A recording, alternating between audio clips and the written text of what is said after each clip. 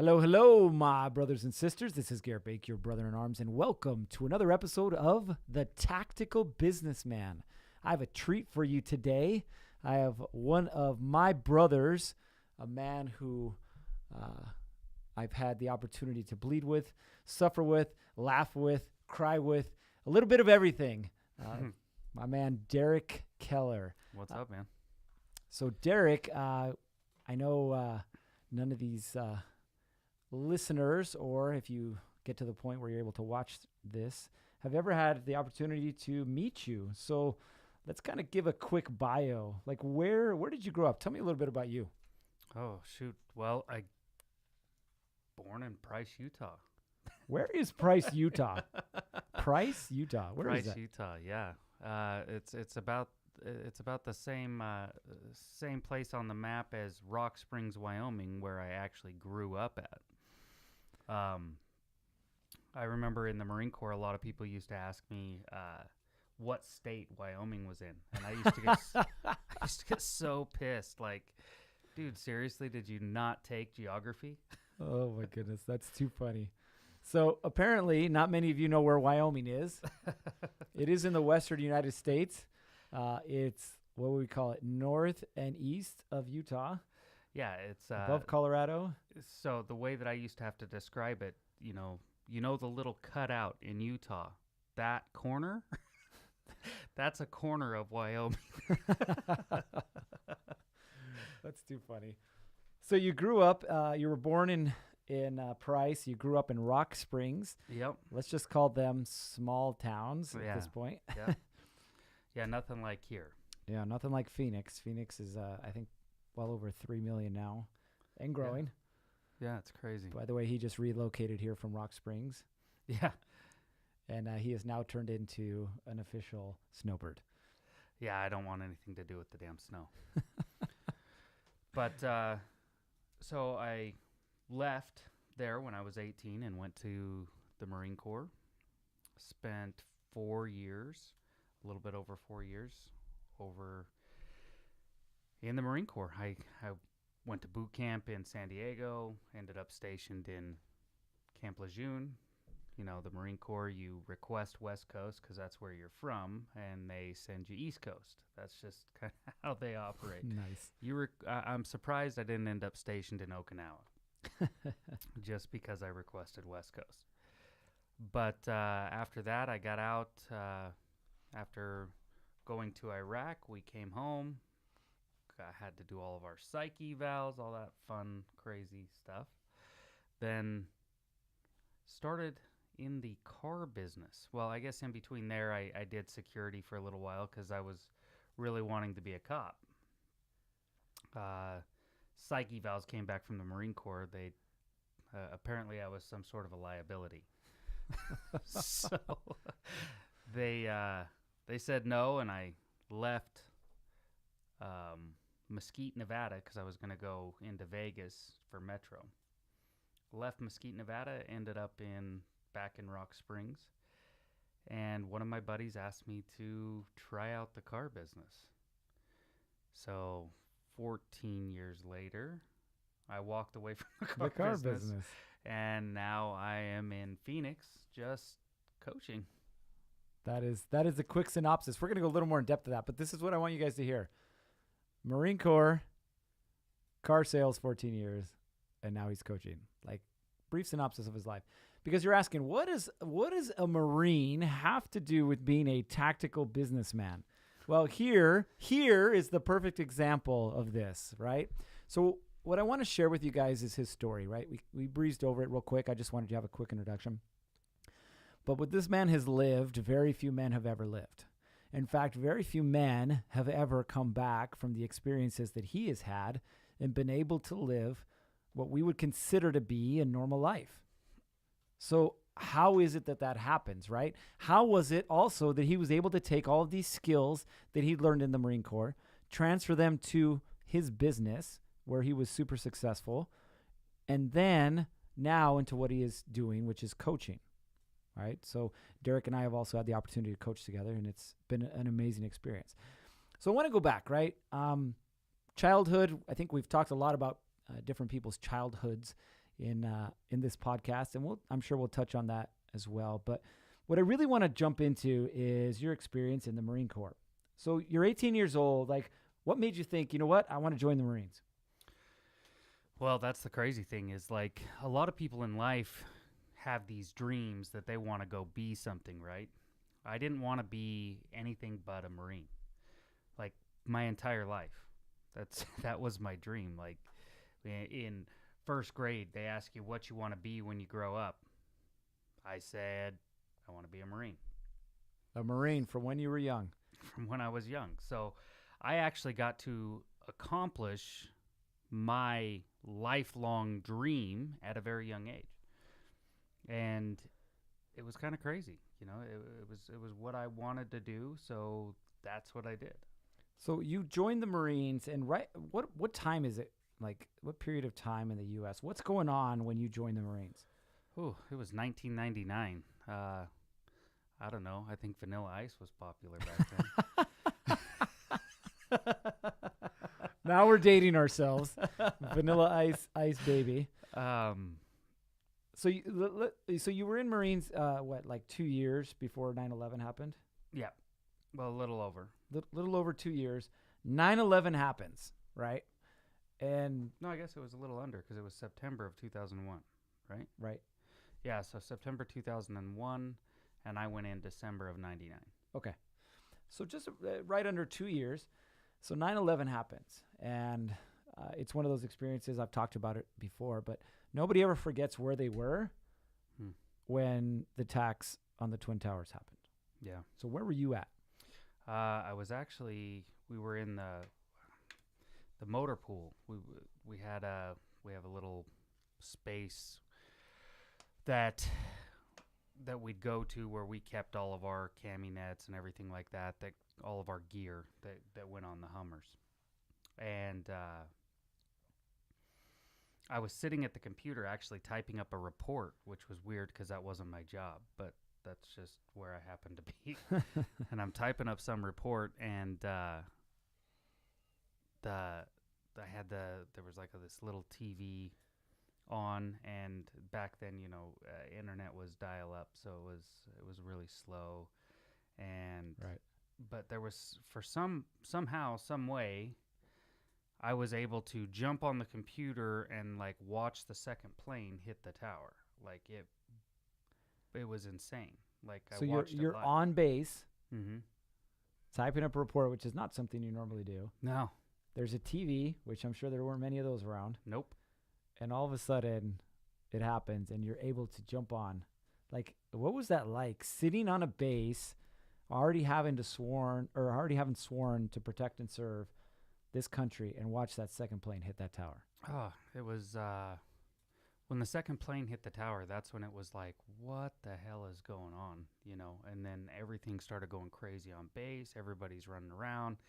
They put us in, like, grab all your gear. So we're putting our flak jackets, our Kevlars on, and they're telling us to watch the sky because we're in a no-fly zone. So, like, being in a no-fly zone over the base, we're watching the sky. Like, what are we gonna do?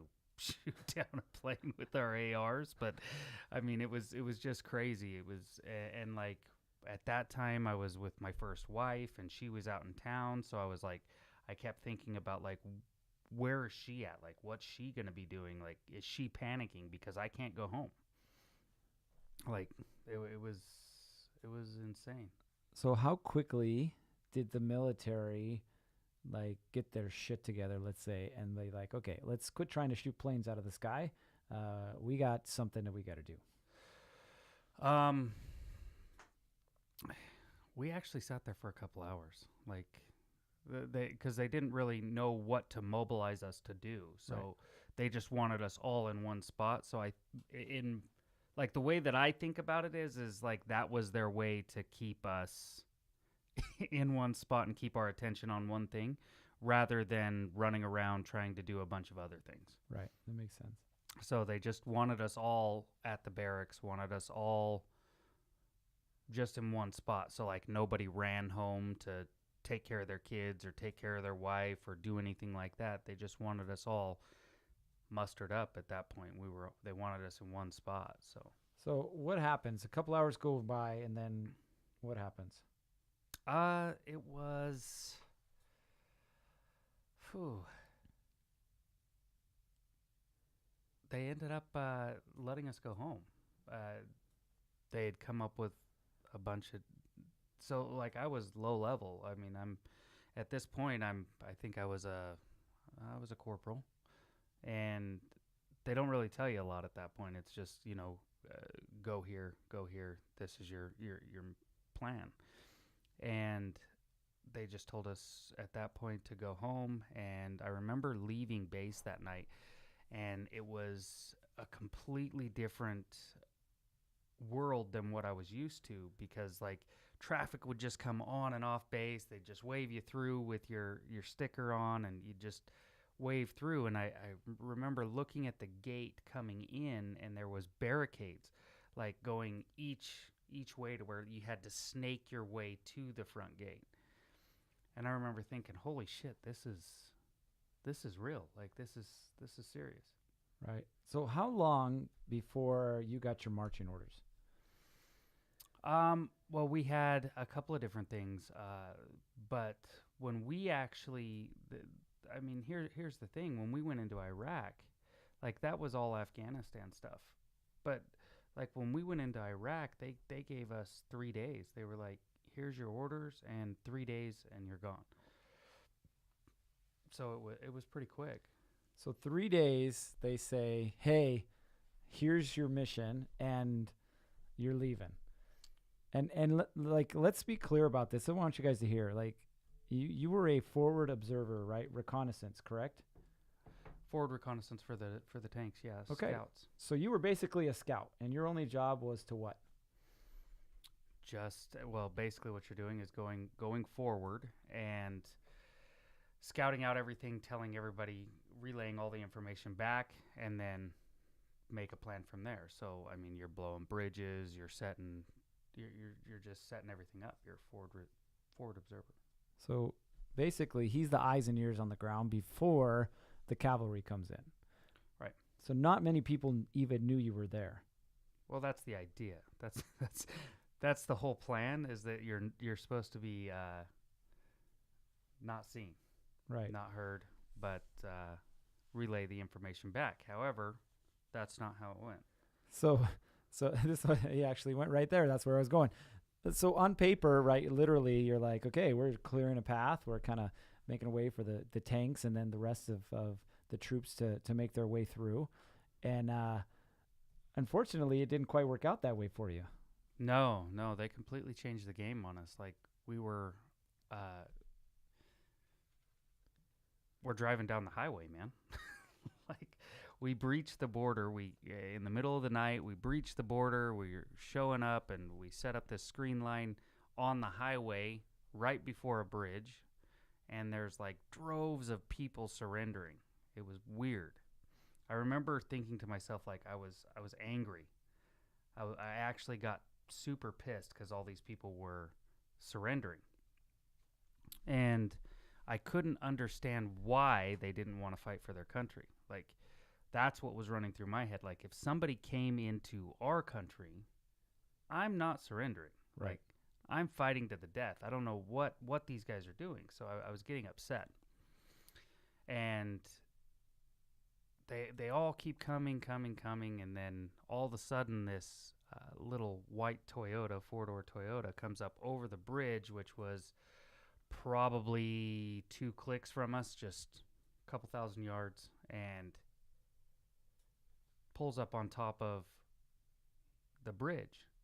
And they pull this sheet back, and there's a gun in the back.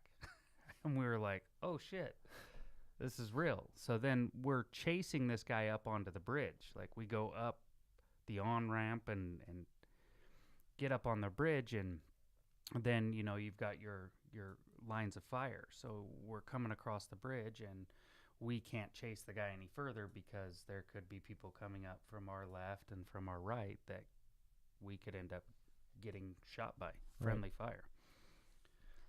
So does he start to engage you immediately? Right. And then he bolts and goes all the way down. And I remember us calling for fire because we could spot where he was at. And there was a whole village basically of trucks like this. So we called for fire, and in came the jets, and off it went. But then after that, like that was basically what we should be doing, is calling for fire on things, telling people where things are at, and doing all that. After that, we ended up just, like I said, driving down the highway in front of the tanks. We actually decided that our motto was "Worm on a hook." So, like, we would get up there, and the insurgents would come out and engage us, and then the tanks would roll up, and But then there was times when we didn't have the tanks, when we had outran our supply lines, outran the tanks, and it was all about adapting and overcoming and doing some. So you are in Humvees, correct? Right, thin-skin Humvees, no armor. Right. For those of you who don't remember this, like when Humvees first came out, they were just really cool-looking transport vehicles. That's all they were.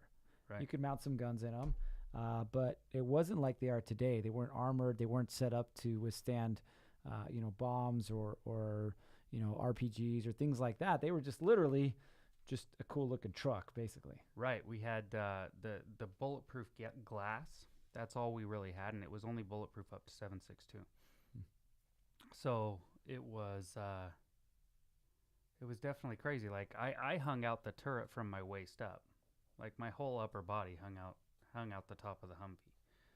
So I want you guys, like, he's kind of like glancing over this because for him it's like almost normal. I was like, why wouldn't everybody do this? Right. But for you guys, what you have to realize is he's in basically a light armored truck barreling down the freeway, outrunning tanks, because if any of you know anything about tanks, they don't move quite as fast as trucks. And then behind the tanks, guess what? There was a supply line, i.e. the fuel, the food, the bullets, everything that the tanks and these forward observers, these recon units needed in order to continue to fight, continue to survive. Right. So literally, you're like playing leapfrog. You're like, whoa, way out too far in front. You have to wait. And then you go too out in front, and then you have to wait. Yep. And you get into a couple of situations where, like, you're literally way too out in front. Yeah. Yeah. The reason why we ended up way too out in front is we, at the 8-6 Northern going through Iraq, we ended up having a tank actually lay his barrel across the back of one of my guys' Humvees and shoot. I don't think he's been right since, but I mean, the concussion off of the front of one of them tanks is just, it's insane. Like it can suck you completely out of the turret. It could jack you up. And so basically we went forward a little bit more and came up with a little bit better plan. But it didn't end up being what we were supposed to be doing. We'd end up engaging, then the tanks would come up. So you basically ended up being more frontline fighters than, recon. Right, then forward reconnaissance for sure. So you were telling me about this instant when you were about 7 days? Right, we'd outran our supply trucks by 7 days. So like we didn't have shit. Like we were running out of food, we were running out of water, we were in the fight, and we ran into a platoon of tanks, like BMPs and tanks. And hold on. Pause for dramatic effect. I want you guys to understand this. Lightly armored trucks versus tanks. Didn't matter if they were Russian-made tanks. Right. They were still tanks. So it's you guys with your rifles versus tanks. Well, and you're glazing over the fact that they're Russian tanks. Like these Russian tanks, I mean, you got to realize, like, when I say T-55, T-72, BMP, like, the T-55 was made in 1955. Yeah. T-72 was made in 1972. So like the technology is like the old school cranking the tank, you like hand crank the turret around to shoot at us. So yes, it was intense because they had a little bit more armor and we only had 6 Humvees, but in reality they're pretty slow moving. So I mean, we could get around and do some different things. So you engage this platoon of tanks, and what ends up happening when you engage them? Well, we won. Well, but before that, you ran out of what? Ammo. So we're sitting here laughing about this, but just imagine this. Yeah, we're kind of downplaying the Russian tanks, but imagine you're in a firefight and you like literally run out of ammunition. Like, okay, so what do we do now? Pick up some rocks and toss them? Like, we can't go cow dipping. You can't do that with tanks. So what is it that you ended up doing? Well, we fought with what we had. There was other weapons that we'd taken off of the Iraqis, and we just used what we had. A good friend of mine, John Benner, actually spun around. He had a tow missile still in his tube and shot a BMP, which was 50 yards from us. And if you know anything about a tow missile, it takes at least 50 yards for it to arm itself.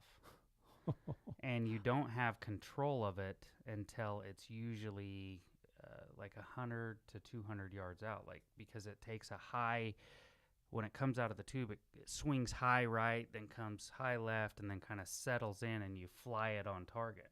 And you're wired to this thing, like you're connected. So it flew high right and then just dove right into this BMP and blew up, like right there, right in front of us. And it was crazy because like we were all like, the flight motor hadn't kicked in, nothing was operating like it was supposed to, but yet it still blew up. So like it was sheer luck that anything even happened at that point. Wow.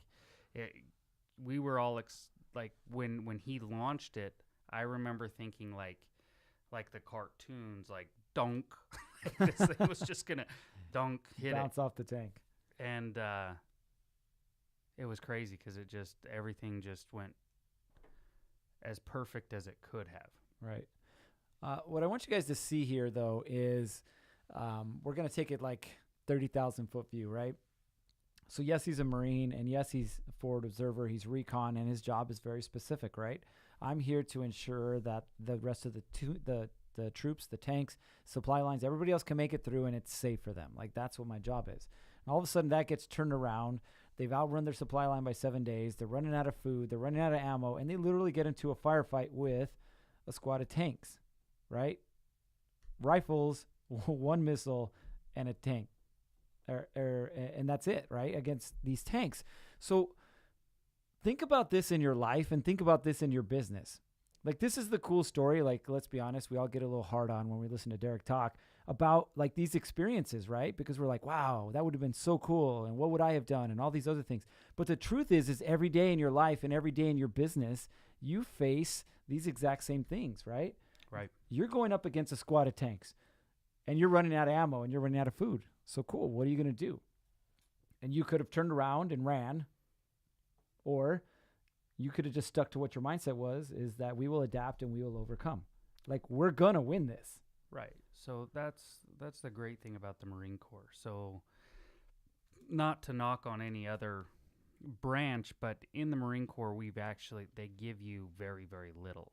And like, your quality of equipment's a lot lower than the other branches. Your everything's just not quite up to par with the other branches. So what I attribute our ability to fight and adapt and overcome to is the fact that we didn't have the equipment that we became so reliant on. Like, we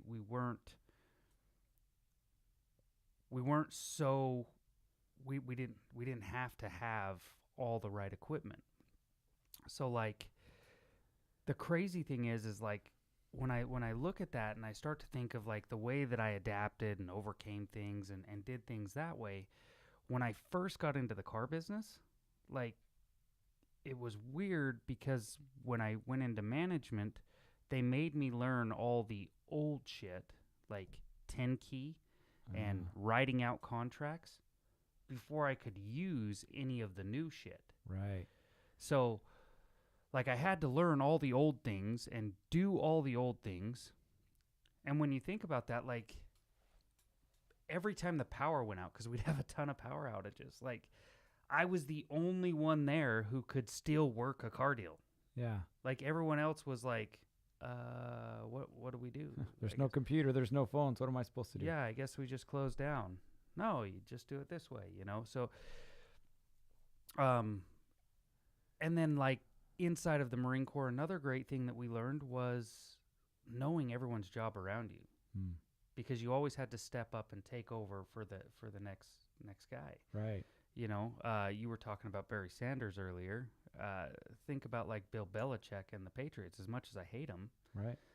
like, that it's always about the next man. So, like, next man up. everybody knows everybody's job around them.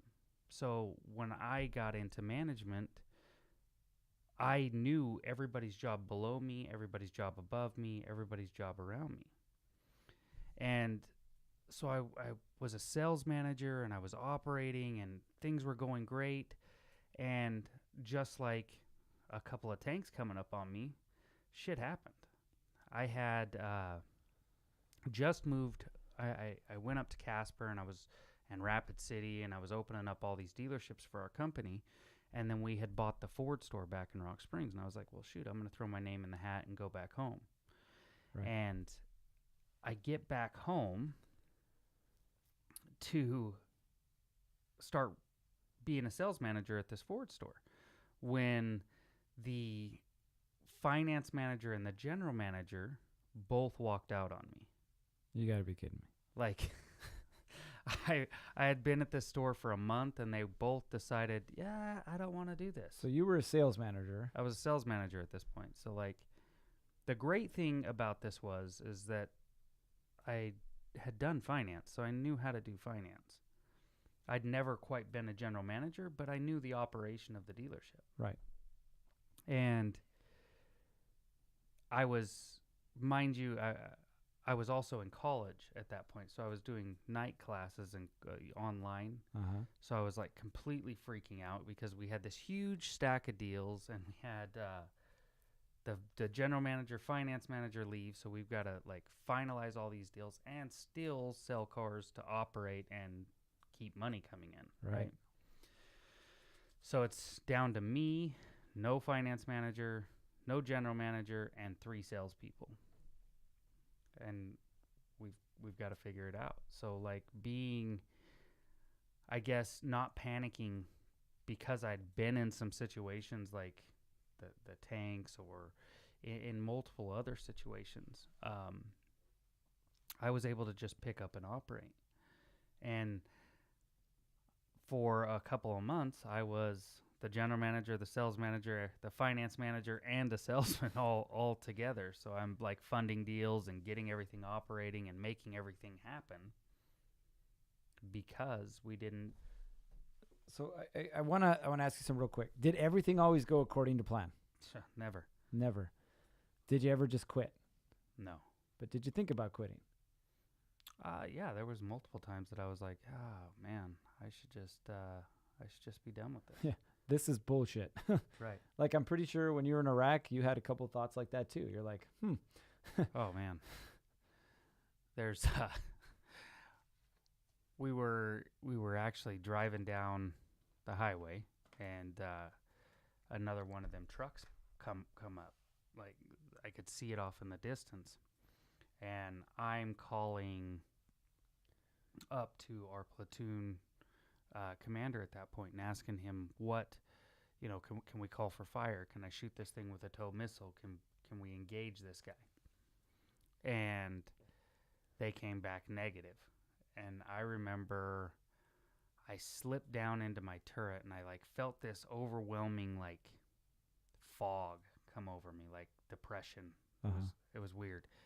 And I remember saying, well, fuck, we might as well just give up then. I mean, like this guy could do all this, like all these different stories ran through my head. And it was insane because when I look back on that day, like by doing that, I had lost the trust of the people in my truck. So I want you guys to hear this. Like, sure, we're talking about, how this applies to your business, and we're talking about how it is that really life is just about adapting and overcoming. But listen, we all get into this place where we're like, you know what? Screw it. Like, I'm done. Like, you want to sell your business, or you just want to close the doors, or you want to give up on your marriage and just call it quits, or you're done even going to the gym because it doesn't matter as hard as you try. That's that extra 10 pounds you just can't get rid of. Like, it doesn't matter what area of life this is. You just want to quit. And so just like Derek, like he said it. I mean, the words were perfect, right? He settled back down and like this huge fog came over him, this depression. And his depression and his feelings affected everybody around him. Mm-hmm. Like, it wasn't just him. So you think of yourself as being a leader in your business and a leader in your family and a leader in your church or wherever else it is.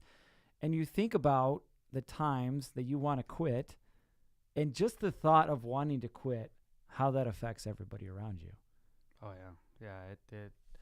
It definitely changed the whole dynamic of the way that my truck operated, because they didn't look at me as the fighter, the leader, the machine that I had been in the past. Like, that was like really my first breakdown of like, fuck it.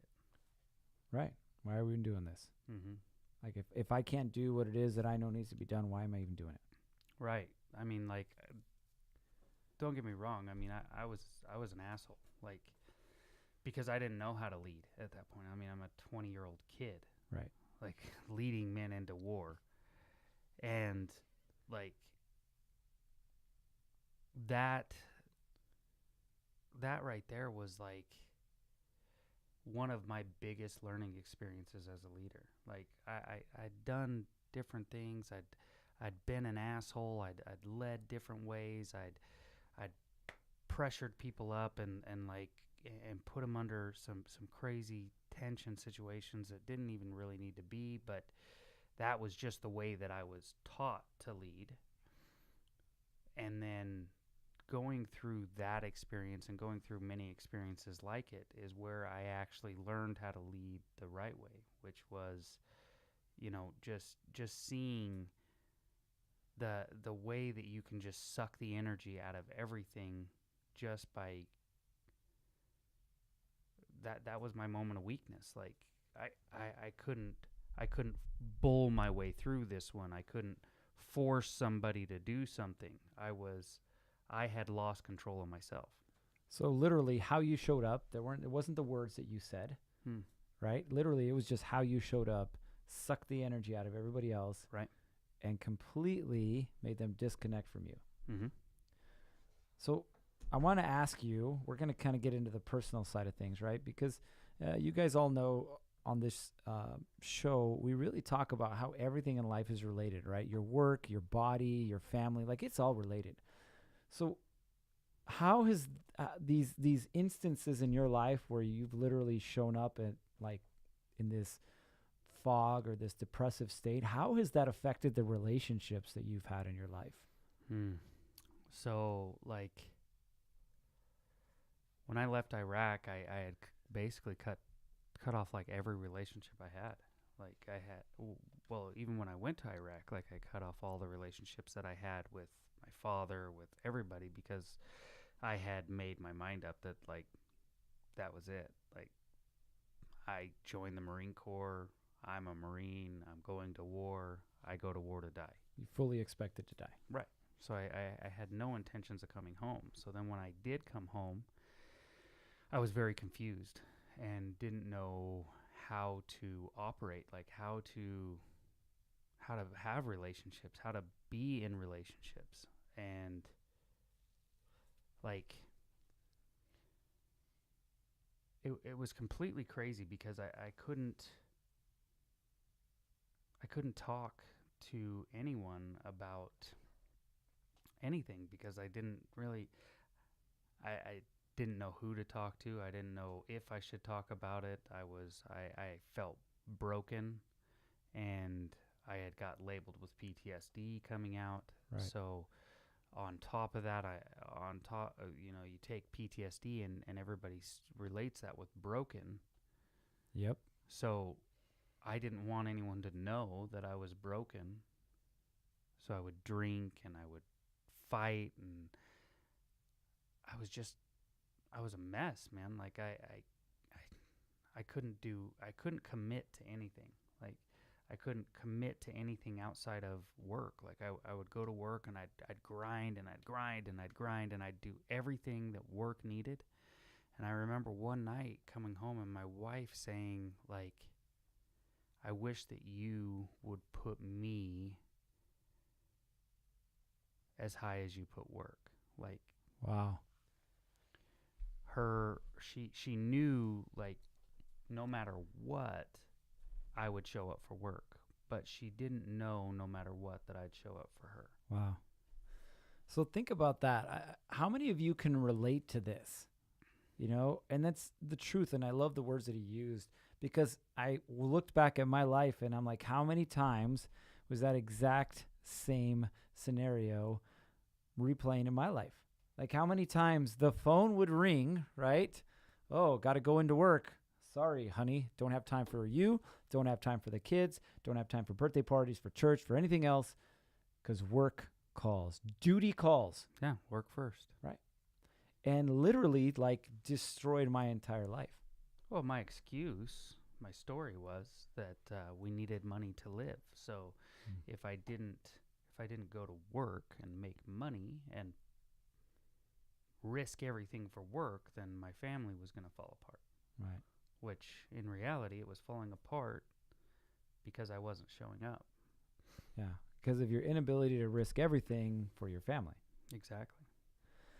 So I want you guys to see how this applies to your life. Like, where in your life have you been that guy? Like, maybe you don't have any police experience or any military experience, but you don't need it. See, we all function the same. And that is, we think we have this story inside of our heads that our responsibility as a man is to put food on the table. And that is going to solve all of our problems. That's going to make us happy. That's going to make our families happy. That's going to make everything content. But the problem is that money comes and money goes. Like, there's never, ever enough money. Right. So you keep chasing money, thinking that that's your primary responsibility, but at the same time, you're ignoring your family. Right. Yeah. Like I had these targets in mind, right? Like when I first got into the car business, everybody talked about making $100,000. And I was like, oh, $100,000, that'd be insane to make $100,000. I mean, I had just come from the Marine Corps where I made like 18 grand. Right. You know, except for in Iraq, we stepped up our game. We made $5,000 a month tax free. So like that was like unreal. And then to double that almost to make 10 grand a month, like it's like, wow. Okay. So I start selling cars, and my second month in the car business, I make 10 grand. And I was like, oh, this shit's real. Like I could, this is possible. So then I ended up making 120 grand the next year. And I was like, oh, wow, I averaged 10 grand a month. I'm making over 100 grand. Like I've arrived. And I didn't have to go work in the mines like my dad and my brother to do this. So I have this vision that I'd actually arrived, and that there was like this is what I could do forever. And so then my targets became more money. Like, okay, well, I made 120. Can I make 200? Or could I make 150? So then I made 150. Then I made 200. Then I made 250. Then I got almost to 300. Like, and I started to see my family fall apart. Like everything was falling apart, but I didn't really even know why. And it's crazy because like I could have kept pushing. I went from being a salesman to a sales manager to a general manager to the VP of sales for all of our stores to walking away. Like just hanging it up, walking away. So you walked away from 300,000, and in fact, you walked away from a contract on top of that presented itself. But why was it that you walked away? Like what? I should preface that. Like, what was it in your life that shifted? What was it that you discovered that made you want to say, you know what? Money is money, but money is not who I am. Right. Like opening up and figuring out who I was, and like realizing all the last 14 years didn't really mean anything. I had nothing to show for it. I had no relationship with my family. I had no relationship with my wife. As a matter of fact, my wife that I didn't even know until after I had talked to her and after like I'd went through a process had said that she had planned to leave me. Like she was moving to Texas as soon as the kids were out of school. She was leaving, going to her mom's house, and like it was crazy to actually like see. Like I thought that everything was okay, even though my wife would be fighting with me and constantly picking at me, and I'd always just attribute it to her. She's just a bitch and can never be happy. And what I figured out is like, well, she's never happy because I'm never there. I never give her anything. I never gave her any deposits. My bank was in the negative. Right. I mean, I had drawn it way past between the cheating, the late hours at work, the drinking, the anger, all of it just had compiled into this huge gap between us. And like going to Warrior Week and coming back, and then like I remember when I got back from Warrior Week and sat down and had a conversation with everybody and like told everybody like where I was. And I cried. Like I was literally crying to all of my kids, to my wife. I sat down and talked to them one-on-one. And they all, you could tell all of them were like skeptical, like, okay, right, whatever. Because you'd been married, what, 14 years at this point? 14 years, yeah. They're like, all right, asshole. Yeah. Nice show. Yeah, you got one week of being somebody different. Let's see how this goes. Right. So like 6 months straight of doing deposits and doing all that, then going to WarriorCon 1, coming back from WarriorCon 1 and being more on fire and showing up for my wife even more. I remember my wife coming to me after I had got back from WarriorCon 1, and she said that I need to go to Warrior events like at least twice a year. Like, and like our whole dynamic of our relationship completely changed. We were connected, we were talking, we were building our relationship. We had common goals, we had common targets. We were all moving in the same direction. So what you had done and finally figured out how to do was to take a tactical approach to your personal life, right? Right. You'd become this expert at getting shit done in the Marine Corps with whatever it was that you had, and course correcting and adjusting and what now, and you could work that out. You'd been able to translate that into your business, right? Go from making 100,000 to just close to 300,000, then had a contract for, what was it, 500,000 or 600,000 on the table. So you'd figured out how to apply that in those two areas. But then when it came to your personal life, you're like, I really don't know what to do now. Right. And like that clicking moment was like you talked about when that contract came in, when I had another auto group offering me $1 million a year plus bonuses. Okay, pause. I want you all to listen to this. Like, sure, we all want to make more money. Like, sure, we want to be super successful and drive nice cars and have nice houses and all that cool stuff. But this man right here had reached a point that many men want to reach, and that's making $1 million. Literally in 1 year, the opportunity is on the table. And he walked away from it. Why? So, like, I didn't know at first. Like, I was sitting there, and I couldn't accept it. Like, I couldn't even accept it, and I couldn't figure out why. Like, I was sitting there thinking, well, this is like everything I want. And then I looked back at my life, and I was like, well, everything I wanted was $100,000. Everything I wanted was $200,000. Everything I wanted was $300,000. And inside of that, I was never as happy as I was at the point when I was working 5 days a week and 9 to 5, and had told the owner of the business, like, this is the role that I need to take. I need to step back. I can't work 7 days a week, 14 hours a day anymore.